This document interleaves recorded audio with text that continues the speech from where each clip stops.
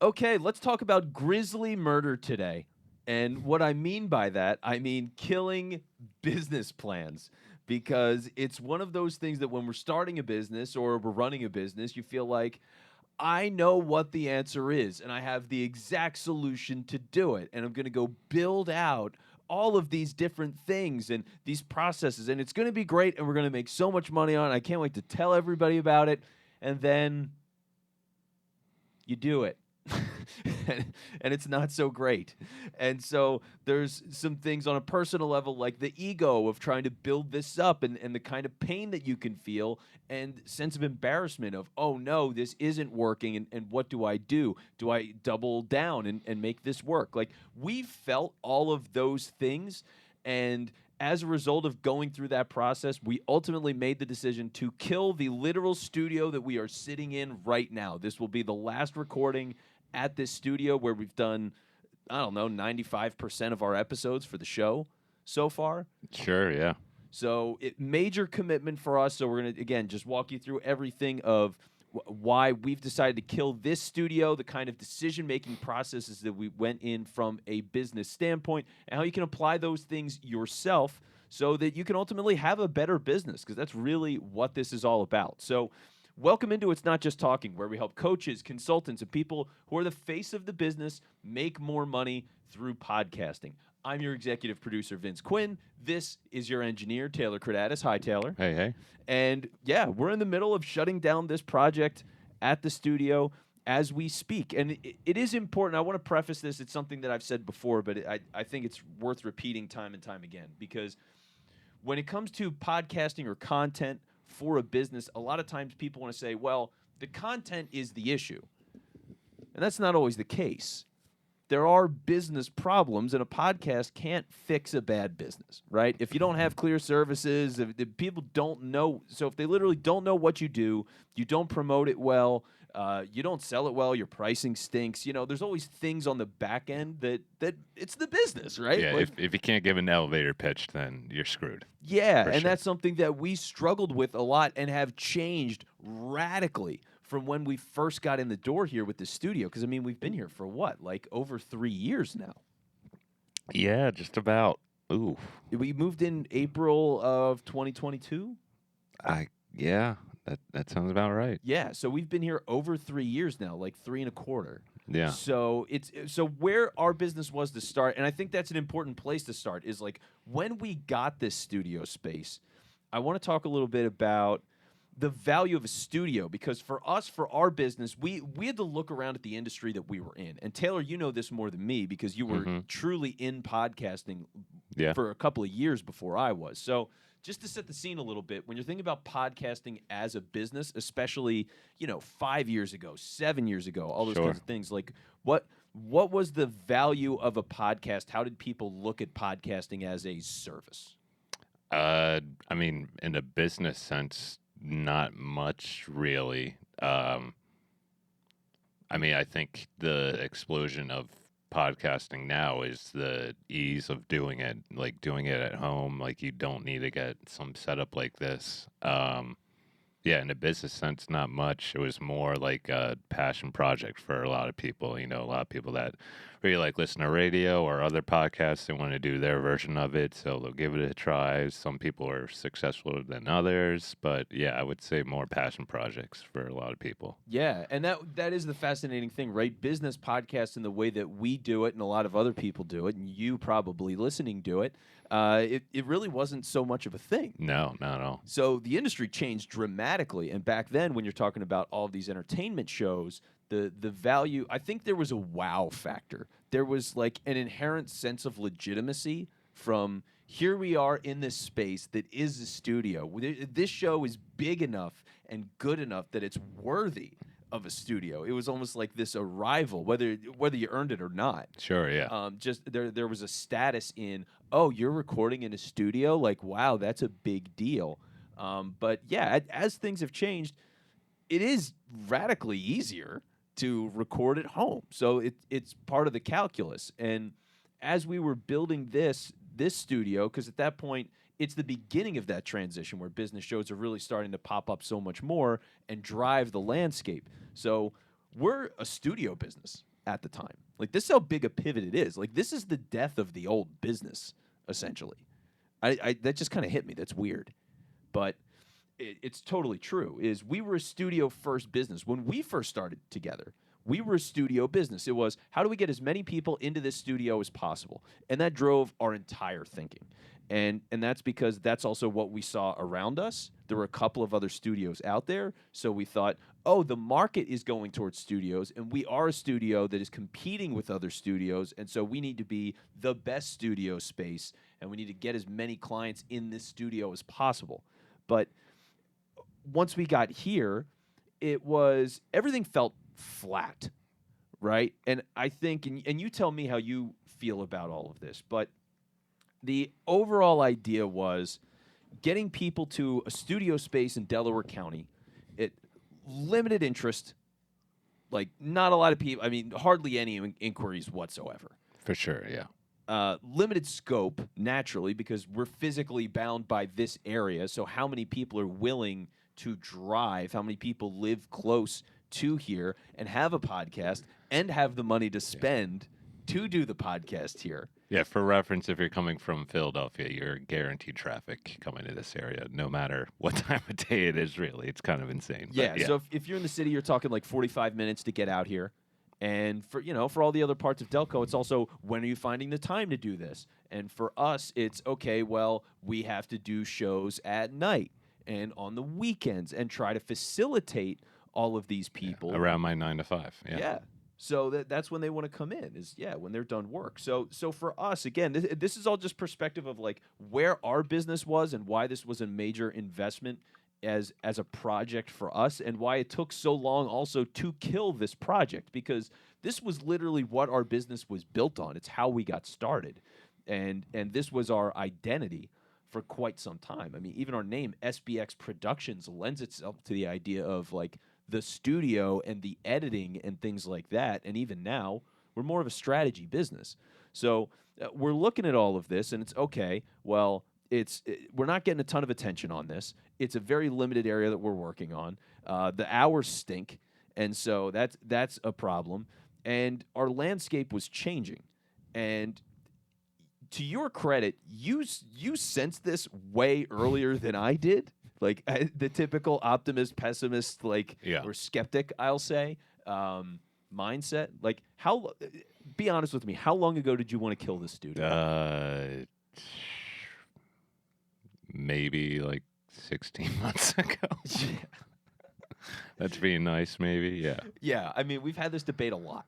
And rightfully so, because it is all the things I said, right? It's a lot of work, not a lot of interest. Like, how much money are we going to make all of this? Whatever. So more because I'm regularly checking our financial numbers. Yeah. So that was more ringing the red light. That's why. And so something to get into a little bit more later as Sure. well. We'll talk about some of that for the evaluation of killing a project like this. But what we decided to do was, considering this had been what our business was, there were other studios out there. We're not fully sure if, like, should we make the full commitment to this thing, or is it something that we do ultimately need to kill? What we decided was, okay, we're going to give this a full, honest effort, because we hadn't been truly committed to selling the service. And I think that's something that all of us can relate to, of the idea of, we have all these different things and we think it's a good idea, we think it's a good product, we think it's a good service, but how much time do you actually spend letting people know about it? What kinds of things in your day-to-day process are selling that thing? Whether that is your content, is that going to networking events, joining certain groups? Like, those are the exact things that we did. And when we decided that we were going to go in on the studio, it was, I joined the Delaware County Chamber of Commerce. I started going to networking events. We were trying to find more ways to mention the studio just as something that we have and do. And after giving that a real commitment, we decided we still needed to kill this thing. So what I want to do is, in 1 minute, let's talk about the true decision-making process, like the X's and O's on the business end of all the things that we fully evaluated when we killed this project. And I also want to talk about the value that you can get when you do this yourself for your business. So that's next.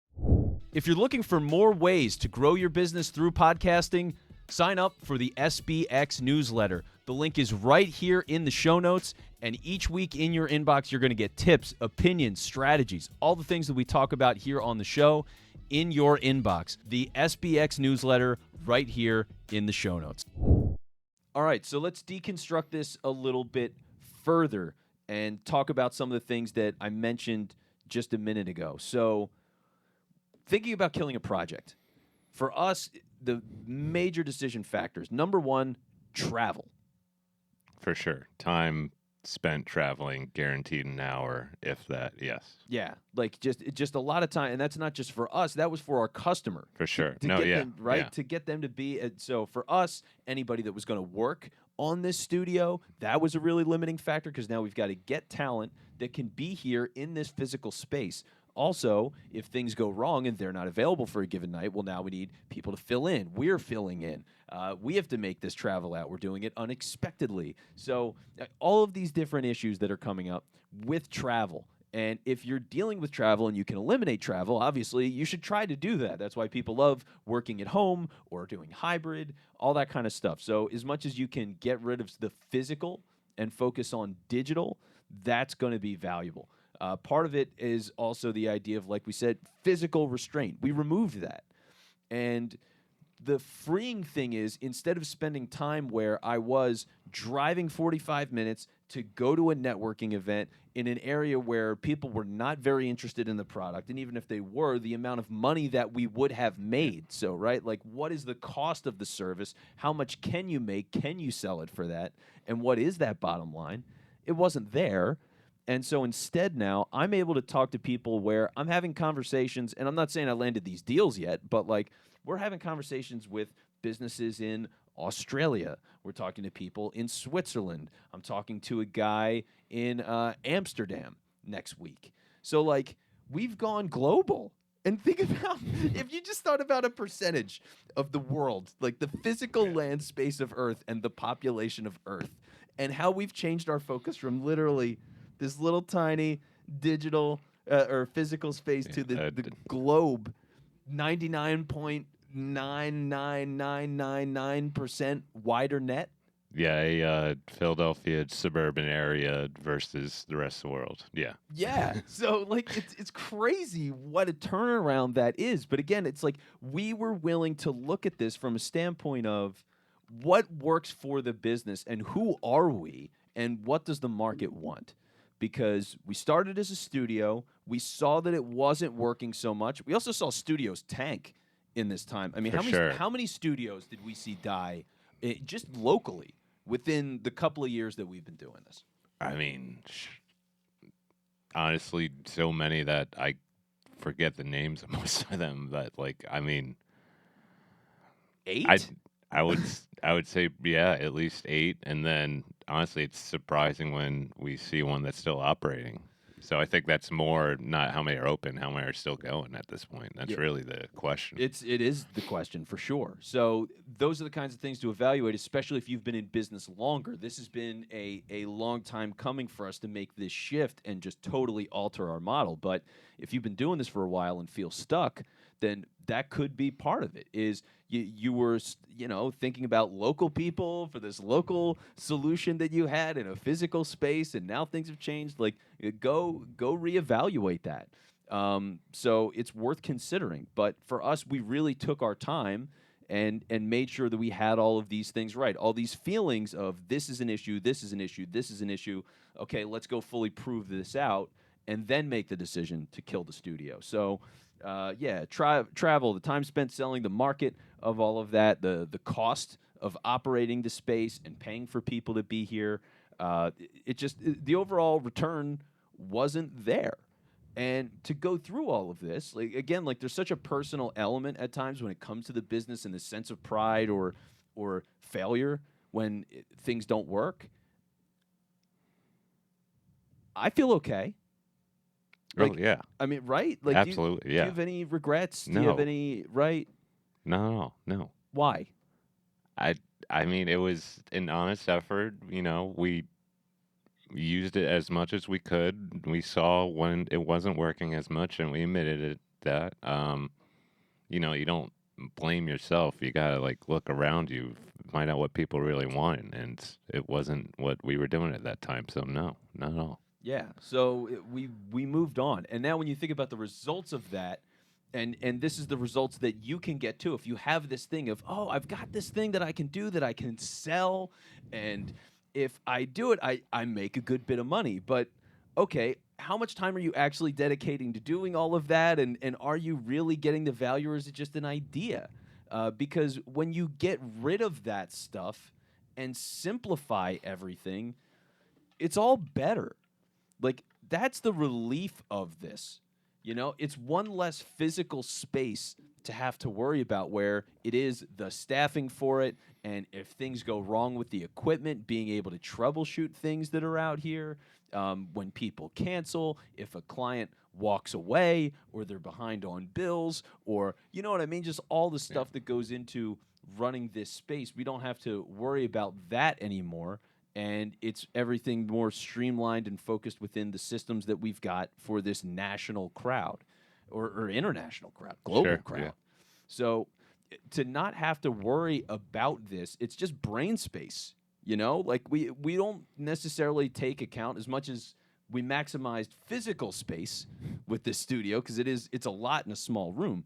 I think we kind of take for granted how much we can actually store in our heads and manage on a consistent basis and do effectively. for sure. Yeah, So for us, it's a lot of the stuff of running the shows and coming up with the right kinds of suggestions for the creative, for the topics and the editing and the strategy of how to promote it, and doing all of that is a ton of work. And to think about growing a studio space in a physical location and building relationships, like it's a whole other world. And to remove that and do that emotionally and mentally, in addition to financially, it's a huge relief. So your business can see that. Like, kill these things that aren't bringing you the best value, that aren't worth focusing on, that don't bring you the high dollar figure, because that's what we're pushing for. We're pushing for high dollars in a very efficient way to the largest market possible that's for this specific product. So that's what it's all about. And also, by doing this, I think one of the biggest values too, and this is something that you should be doing if you're not, is studying the market. And we were always doing that, right? So to make this decision, it was okay. All these other studios are failing. It's not how many are still, it's not how many, whatever. You put it really eloquently earlier, and it was to the idea of like who's still left yeah, is really the yeah, yeah. accomplishment. Not who's closed, who's still open. Yeah. Yeah, So get rid of the things that don't work. And if it's not easy to explain to people and they don't seem interested when you explain it, then you probably need to make that change. So that's really what it's all about. Don't be afraid to kill projects that don't work.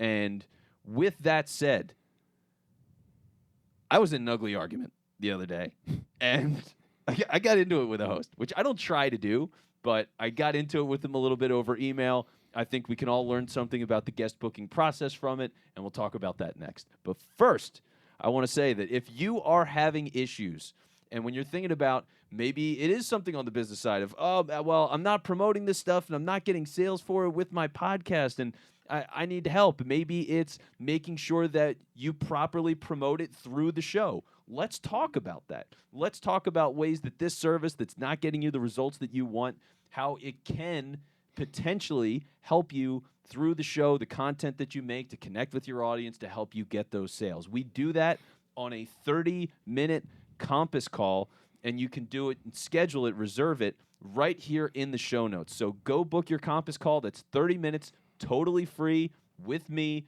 We'll talk about your show, your business, and how to get you the results that you want. So go schedule your Compass call. Literally takes 5 seconds, and it's right down here in the show notes, so you can go click it right now. So back to fighting again. This is a violent episode. It's fighting, it's murder, yeah, killing. Yeah, brutal. I'm on one today. So here's the situation that happened. First off, it's funny because I pitched myself to them to come on the show, and I get accepted, and they say, okay, well, I'm going to send you the information to go and schedule. Now, first off, it's a conversational back and forth of, hey, well, are these days good for you? And yeah, okay, what times are good for you? And so it's like this back and forth, back and Yeah. forth. It's like 3-4 messages to get to a point where we agree on it. And now I'm going to be on the pre-interview, not even the show itself. We're going to do the pre-interview. Cool. I get an email from them with the Zoom information. And I'm like, all right, got it, cool. And then a day later, I get an angry email. And it's very like pithy. It's like, well, I see that you didn't have the time to show up for my pre-interview, and ta-ta, I don't need losers like you. You know what I mean? It was Yeah. like that total energy. It was like so snuffy, and it was miserable. Yeah, nobody lets out curses in an email professionally, so it's as much as you can push that barrier. Yeah, it was just like dripping in snark, and it was such a like fuck you kind of, you know what I Yeah, mean? It's just fuck you. So I hated it, and I go back and I'm like, wait, how did I miss this? Because I live on my calendar, and I know she sent me the information. So what happened here? Well, here's what happened. When she sent me the Zoom information, she literally copied and pasted the Zoom information for the call and sent me an email. She didn't send me a calendar invite. Yeah. Yep. Right? So I'm looking back. I'm like, who does that? Like, who sends that information and not an it was just so unexpected. You know what I mean? And here she is yelling at me like I'm some animal because I missed it. And it was like, okay. So I decided I was going to try to be cool about this.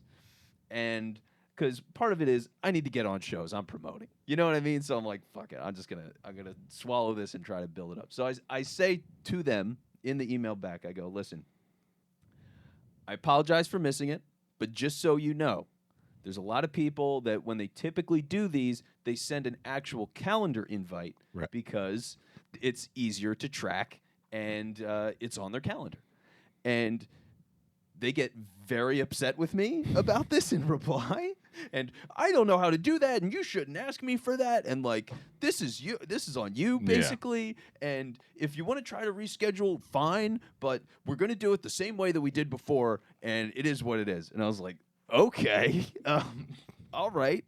So I ultimately ended up sending her a tutorial of how to send a calendar invite. I literally said, I was like, clearly you are defensive because you don't know how to do this and you feel embarrassed.